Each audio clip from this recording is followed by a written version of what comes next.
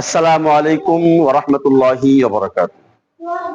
দেশ এবং প্রবাসী যে যেখান থেকে আমার এই ভিডিওটি দেখছেন সবাইকে জানাচ্ছি ঈদ উল ফিতরের শুভেচ্ছা অন্তরের অন্তঃস্থল থেকে মুবারকবাদ। রমজান মাসব্যাপী কোরআন শিক্ষার আসর এসো কোরআন শিখি এই অনুষ্ঠানে আজকে আমরা যেই বিষয়ে আলোচনা করব সেটা হলো মাখরাজ।